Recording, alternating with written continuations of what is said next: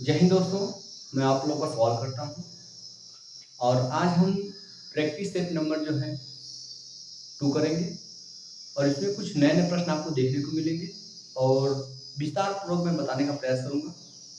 जितनी विधियाँ हो सकेंगी हम सारी विधियों को आपके सामने रखेंगे। जो विधि आपको समझ में आएगी वो विधि आप ग्रहण करिएगा दोस्तों। चलिए तो आज का सेशन हम लोग स्टार्ट करते हैं। क्लास 2-3 दिन के बाद हो रही है किसी वजह से, ठीक है? और चलिए आज हम लोग जो है कि चलिए स्टार्ट करते हैं आज का सेशन। तो पहला प्रश्न आपको स्क्रीन पे देखिए दिख रहा होगा। होमवर्क तो हो ही गया होगा आप लोगों का। मैंने इसके पहले वाले में होमवर्क दिया था, ठीक है? अगर नहीं हुआ होगा तो बताइएगा, मैं उस प्रश्न को भी बता दूंगा। मुझे जहाँ तक उम्मीद करता हूँ कि आपका होमवर्क हो गया होगा, ठीक है? चलिए आज का पहला प्रश्न आपको इसमें दिख रहा होगा, ठीक है? 16 मीटर गुणे 15 मीटर गुणे 12 मीटर की एक फैक्ट्री में रखी जा सकने वाली सर्वाधिक लंबी छड़ की लंबाई कितनी है? ठीक, कोई फैक्ट्री है जिसकी लंबाई है 16 मीटर, चौड़ाई 15 मीटर और 12 मीटर उसकी हाइट है, तो उसमें कितना मैक्सिमम लंबा हम लोग कोई क्या लगता है छड़ रख सकते हैं?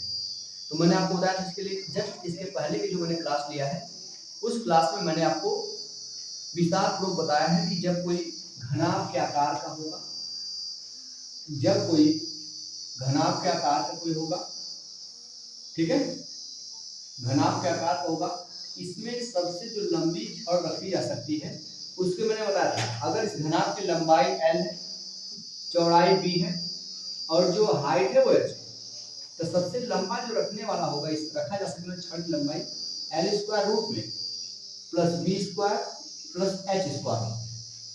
अगर यही आपका घन होगा, घन मतलब जिसकी लंबाई चौड़ाई ऊंचाई तीनों सेम होगी, ठीक है, ये हो जाएगा। इसकी लंबाई भी a है, चौड़ाई भी a है, हाइट भी a है, तब इसका होता है रूट में 3 इंटू क्या होता है ये मैंने आपको चीज बताया। लेकिन यहाँ पे लंबाई चौड़ाई अलग अलग है, ठीक है, लंबाई चौड़ाई अलग अलग है, इसलिए जो सबसे लंबी छड़ की लंबाई होगी वो रूट में L स्क्वायर क्या होगी, L स्क्वायर, ठीक है।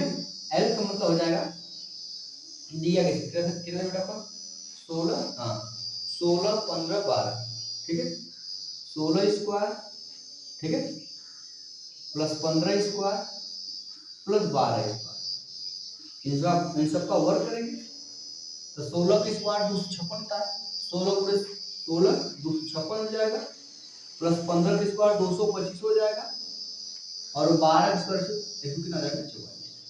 अब ध्यान दीजिए, अब तो आप पूरा जोड़ लेंगे, लेकिन आपके सामने ऑप्शन देखिए कितना दिया गया है 15 20 27 25, 15 20 27 25। अब चलेगा सबको जोड़ते हैं, ये 6 6 4 10 5 15 हो जाएगा, ये 4 2 6, ठीक है, 4 2 6 5 11 1 12 हाथ हो जाएगा, 1 2 1 3 2 5 1 6 625। आपको पता है 625 अगर नहीं भी याद होता तो ऐसा कौन सा नंबर है जिसका खुद में गुणा करने के लास्ट में 5 प्राप्त हो? तो 5 ही तो है, ये भी 5 है, लेकिन 15 का वर्ग खुद दिया गया आपका तो 15 तो हो नहीं सकता। ये क्या आपका हो जाएगा 625 12 का 25, मतलब उस जो फैक्ट्री उसमें सबसे जो लंबी छड़ रखी जाएगी उसकी लंबाई कितनी होगी 25 मीटर की, ठीक है, ठीक है। कोई समस्या जरूर बताइएगा, ठीक है। चलिए इसके साथ लेके फिर आगे लोग चलते हैं, हो गया, चलेगा। आज ज्यादा समय हम नहीं लेंगे, ठीक है, जल्दी करेंगे हम लोग। अगर कोई भी समस्या तो बता करिए आप लोग। अगला क्वेश्चन देखिए दिया गया है, स्क्रीन दिख रहा होगा, प्रतिभा सोनिया से 3 गुना दक्ष है और इसलिए सोनिया से 10 दिन कम समय में किसी कार्य को पूरा कर लेती है, 10 दिन कम समय में कार्य पूरा कर लेती है। प्रतिभा और सोनिया अलग अलग उस कार्य को क्रमशः कितने दिन में पूरा कर सकती है? अब ध्यान दीजिए, दो लोग हैं, एक आपकी प्रतिभा है, एक आपकी प्रतिभा है, प्रतिभा है और एक सोनिया है। कौन भाई? सोनिया है। कह रहा है कि प्रतिभा सोनिया से 3 गुना दक्ष है। प्रतिभा सोनिया से 3 गुना दक्ष है। सोनिया से दक्ष का मतलब होता है उससे ज्यादा काम कर सकती, क्षमता कर सकती है। अगर सोनिया एक दिन में एक कोई खिलौना बनाएगी तो एक दिन में जो प्रतिभा 3 खिलौना बनाएगी। ये दक्षता का अनुपात है। इसका अनुपात वही दक्षता का। भैया जैसे आपकी दक्षता ज्यादा है तो आप जल्दी काम करेंगे, आप समय कम लेंगे। मेरी बात नहीं सुन रहा? यदि आप जो है आपकी शक्ति ज्यादा है, कोई व्यक्ति शक्ति कम है, तो क्या उस काम को भी व्यक्ति करेगा, आप भी करेंगे। बशर्ते आप थोड़ा जल्दी कर पाएंगे, उसकी दक्षता कम है तो व्यक्ति कम समय मतलब ज्यादा समय लेगा, तो इतना फर्क होगा ना। क्योंकि जो समय का अनुपात होता है दक्षता का उल्टा होता है। समय का जो अनुपात हो दक्षता का उल्टा होता है। अगर दक्षता 3 समन्वय के अनुपात में, प्रतिभा सोनिया से 3 गुना दक्ष है। 3 गुना मतलब अगर सोनिया एक दिन में 1 खिलौना बनाएगी तो प्रतिभा एक दिन में 3 खिलौना बनाएगी। दक्षता ये हो गया आपका। तो समय का अनुपात कितना उल्टा होगा, 1 कितना हो जाएगा 3। मतलब ये 1 यूनिट का समय लगेगा, 3 यूनिट का समय लगेगा। इन दोनों के बीच कितना का अंतर भाई? 2 यूनिट का अंतर है। जबकि देखिए उसमें दिया गया है कि इसलिए सोनिया से 60 दिन कम समय में किसी कार्य को पूरा करती है। तो 60 दिन कम, इन दोनों के बीच जो अंतर है वो 60 दिन का अंतर है। 1 यूनिट का मान कितना हो जाएगा? 30। आइए 2 से भाग करें 1 यूनिट का मान। तो क्या कर रहा है, तो आप बताइए हमें, सोनिया अलग अलग उस कार्य को करने में कितने दिन पूरा कर सकती है। तो सोनिया और प्रतिभा अलग अलग कितने दिन पूरा काम कर सकती है। समय पूछ रहा है। पहले किसका नाम है देखिए, पहले प्रतिभा का नाम है, उसके बाद सोनिया का नाम है। तो प्रतिभा 1 यूनिट का समय लगेगी। 1 यूनिट का माना है 30, अर्थात प्रतिभा 30 दिन लेगी करने में, जबकि उसी दिन को 1 यूनिट का मान है 30 दिन। तो 3 यूनिट का मान 30 या 90 दिन। इसका मतलब वो 30 और 90 यूनिट काम को पूरा करेंगे। कोई दिक्कत रहेगा?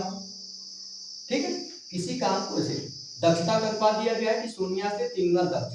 सोनिया 1 हो कितनी 3 हो, ये दक्षता का अनुपात। समय का अनुपात उल्टा हो जाएगा, ये 1 यूनिट का समय लगे, ये 3 यूनिट का समय लगे। दोनों में 60 दिन का अंतर है। ठीक है, 2 यूनिट का मान दिया गया, यहाँ से अंतर 2 यूनिट का, जबकि 60 दिया गया। 1 का मान 30, जबकि प्रतिभा 1 यूनिट का समय लेती है, प्रतिभा 3 यूनिट का। तो 3 1 का गुणा करेंगे तो ये 1 30 मिल जाएगा, 30 3 गुणा करें 30 या 90 मिल जाएगा, हो जाएगा। उम्मीद करता हूँ समझ में आया होगा। एक बार नोट करें फिर आगे चला जाए। चलिए आगे चलते हैं हम। ठीक है, उम्मीद करता हूँ समझ आ रहा होगा आपको। ठीक है, कोई समस्या नहीं होगी। जब मैं सारे लिख रहा हूं तो आप इसके साथ ले लिया करिए। अगला प्रश्न आपको स्क्रीन दिख रहा होगा। P एक कार्य को 9 दिन में कर सकता है। P किसी कार्य को 9 दिन में कर सकता है। Q P से 50% अधिक दक्ष है। 50% अधिक दक्ष है। तो Q को उसी काम को पूरा करने में कितने दिन लगेंगे? भैया 2 लोग, ये P है, यहाँ पे Q है। पहले आप दक्षता का अनुपात लीजिए। किसका भैया? दक्षता का अनुपात। कितना कितना दिया गया? कह रहा है कि Q से 50% अधिक दक्ष है। 50% अधिक किससे भैया? P से। अगर P 100 यूनिट काम करता होगा तो 50% अधिक, एक दिन में 150 काम करेगा। एक्स्ट्रा करते हैं, रेशियो निकाल सकते हैं भैया। सॉरी, ये हो जाएगा 1 0 घटेगा। 5 गुना के 10, 5 या 15। मेरी बात सुने फिर समझिए। कौन भैया? Q P से 50% अधिक दक्ष है। तो Q अगर 2 काम करेगा तो Q आपका 3 काम करेगा। ये हो गया दक्षता का अनुपात, 2:3 होगा। समय का अनुपात भैया कितना होगा? उल्टा हो जाएगा, 3:2 हो जाएगा। जाहिर सी बात है, आप धीरे धीरे काम करेंगे तो आपको समय ज्यादा लगेगा। अगर आपकी दक्षता ज्यादा होगी तो आपको समय कम लगेगा। ये समय का अनुपात। जबकि किसका समय दिया देखिए, एक कार्य को एक कार्य को 9 दिन में कर सकता है। P कर सकता है, तो P मतलब यहाँ दिया गया है 3 यूनिट। तो 3 यूनिट का जो मान दिया गया है वो दिया गया है 9 दिन। तो 1 यूनिट का जो मान आएगा वो आएगा 3 दिन। 3 कम 3, 3 के 9, 3 दिन आएगा। तो जबकि Q उस काम को 2 यूनिट लगेगा, तो 2 यूनिट बराबर कितना होगा? 2 या 6 दिन, तो क्यों उस काम को करने में कितना लगेगा? 6 दिन लगेगा। उम्मीद करता हूँ समझ में आया होगा। ठीक है, जल्दी से इसका स्केच आप ले सकते हैं आप लोग, फिर आगे चला जाए। ठीक है, चला भाई, कोई भी समस्या तुरंत बता करिए आप लोग, चलेगा। इधर चले,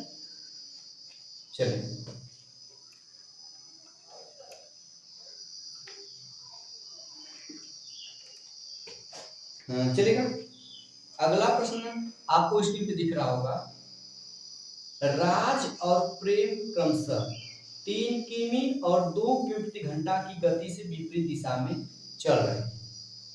ठीक है, राज और प्रेम क्रमशः 3 की विपरीत दिशा, मतलब एक इधर जा रहा है, एक बंदा इधर जा रहा है, विपरीत दिशा में चल रहे हैं। 2 घंटे बाद वे एक दूसरे से कितनी दूरी पर होंगे? राज और प्रेम, यहाँ मतलब ये स्टार्ट पॉइंट है, इधर आपके गए राज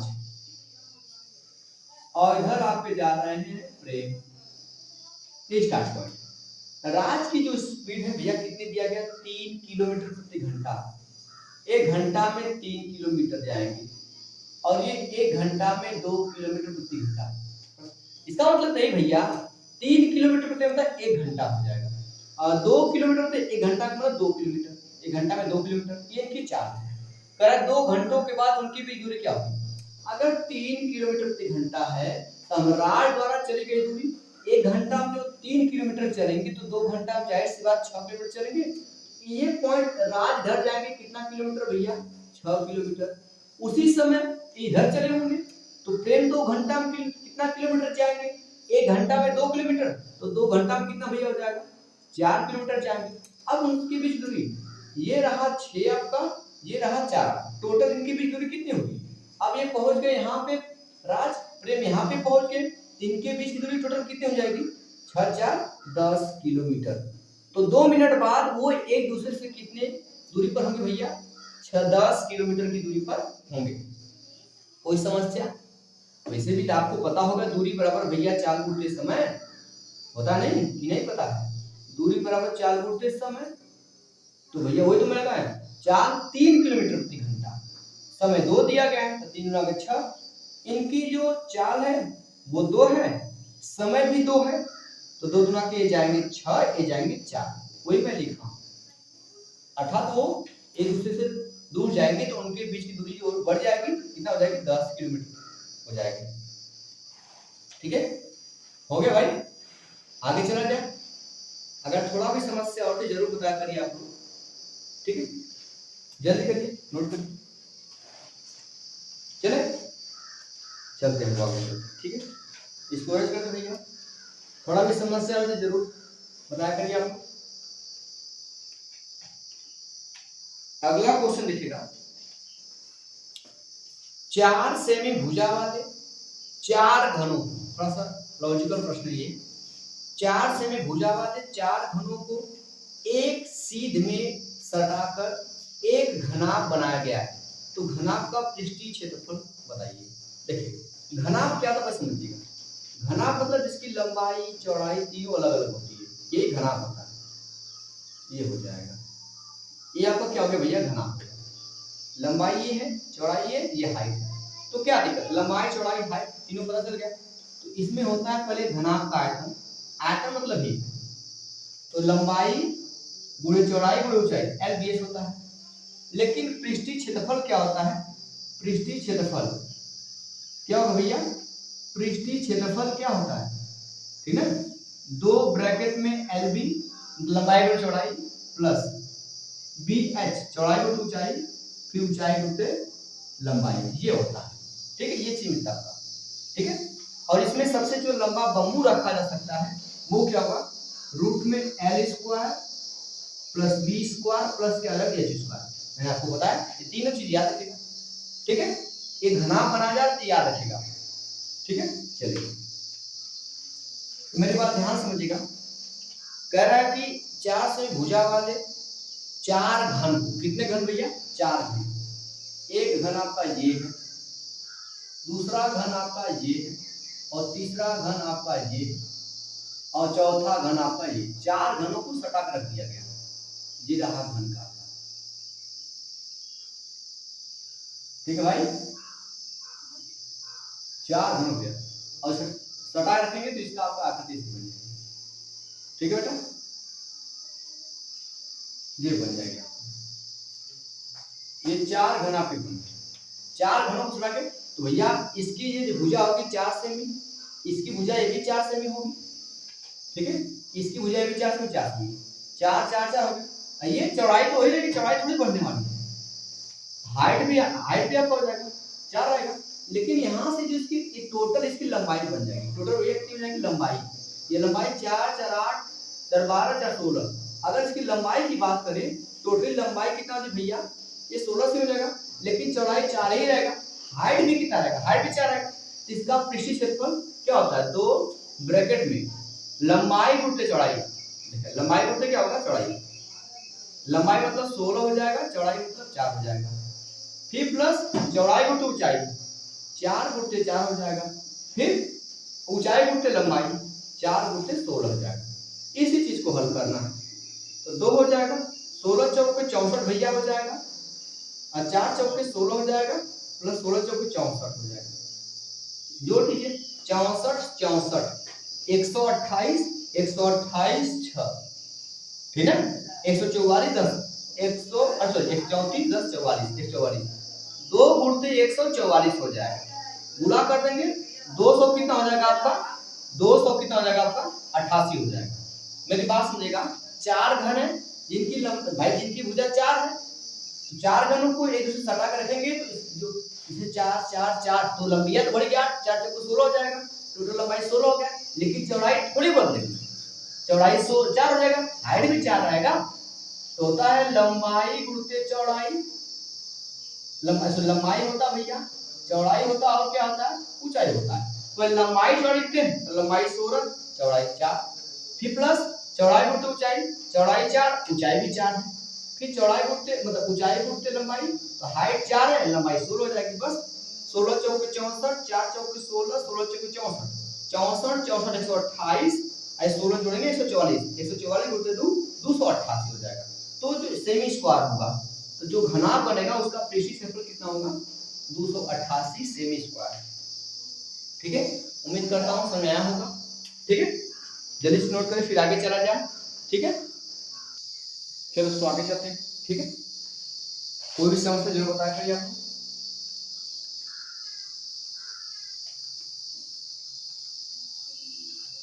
अच्छा दोस्तों, अगला प्रश्न आपको इसमें दिख रहा होगा, 1000 रुपए की धनराशि पर 2 वर्षों के ब्याज और चक्रवृद्धि ब्याज प्रति वर्ष दिया गया। समझिए थोड़ा, 1000 रुपए की धनराशि पर 2 वर्षों के चक्रवृद्धि साधारण ब्याज और चक्रवृद्धि ब्याज का अंतर 10 रुपया है।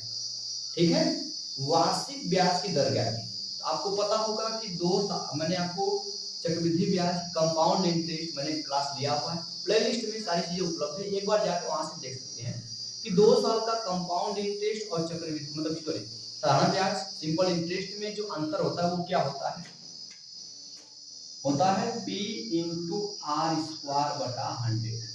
ये इतना परसेंटेज होता है 2 साल में, 2 साल के चक्रवृद्धि ब्याज और साधारण ब्याज का जो अंतर होता है P इंटू आर स्क्वायर बटा 100%, इसका मान दिया गया 10। तो आपको क्या रहा ब्याज की दर क्या दीजिए, P मतलब प्रिंसिपल, P मतलब प्रिंसिपल, प्रिंसिपल आपको दिया है 1000 रुपया, 1000 गुणित आर स्क्वायर, तो भैया आपको निकालना है ब्याज की दर निकालना है बटा 100, ये 100 हो जाएगा। आपको पता इस प्रतिशत का मतलब 1/100 होता है, 1 ये 100 हो जाएगा बराबर 10 हो जाएगा। ध्यान रखेंगे 1 2 3 1 2 3, ये 10 बजा 10 गुणा हो जाएगा, आर स्क्वायर बराबर कितना होगा 10 गुणित 10, आर स्क्वायर 10 गुणित 10, जब स्क्वायर हटेगा उधर का सारा कड़ी में चला जाएगा, 10 गुणित 10 कड़ी में हो जाएगा। आपको पता है जो चीज बाहर कड़ी में 2 होती है बाहर 1 लिखा जाता है, 2 ठे 10 है अंदर बाहर 1 10 आ जाएगा, मतलब जो ब्याज की दर है वो क्या है 10%।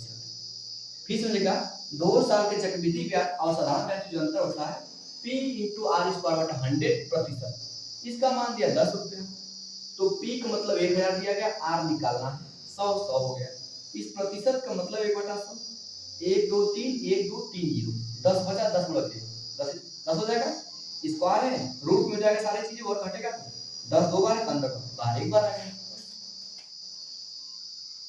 उम्मीद करता हूँ समझ में आया होगा।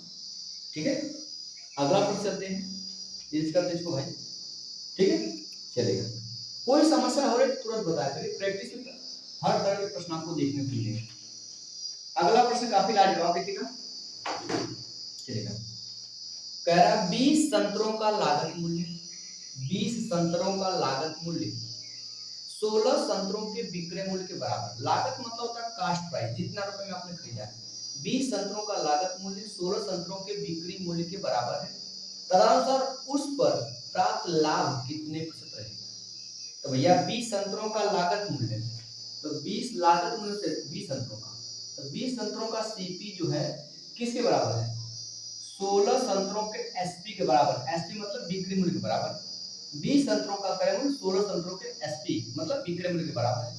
बस यहाँ सीपी से एसपी का रेशियो निकाल लीजिए। सीपी मतलब कास्ट प्राइस, इसको नीचे लाइए, एसपी यहाँ पे हो जाएगा, ये जाएगा नीचे, 16/20 हो जाएगा भाई, रेशियो निकाल लीजिए, 4 चौका 16, 4 पंजे 20, ये जगह सीपी बटा हो जाएगा भैया एसपी। इसका मतलब 4 रुपया का आपने खरीदा है, 5 रुपया का आपने बेचा है, 4 रुपया का आपने खरीदा है, 5 रुपया का बेचा है, तो फायदा 1 का हुआ। हम परसेंटेज की गणना अर्थात लाभ की गणना हमेशा क्रय मूल्य करते हैं। ये 4 रुपया की चीज में हमने खरीदा, 5 रुपया में बेचा है, फायदा 1 का हुआ, कितने पर भैया 4 पर। बस 1/4 आपको पता हो कितना परसेंटेज, 25%। नहीं समय आ रहा, 1/4 में जब आप 100 से गुणा करेंगे, 100 को 4 से काटेंगे, 25% आ जाएगा। ठीक है, अर्थात क्या हुआ कि सीपी से एमपी का रेशियो में निकाला और हमें फायदा कितना हो गया, 25%। कोई समस्या? ठीक है, कोई दिक्कत? ठीक है, चलेगा दोस्तों, ये करते इसको। अब एक प्रश्न हम आपको होमवर्क में देते हैं, जिसका जवाब हम इंतजार करें कमेंट बॉक्स। ठीक है दोस्तों, चलिए आज के इतना है दोस्तों। ठीक है, जय हिंद।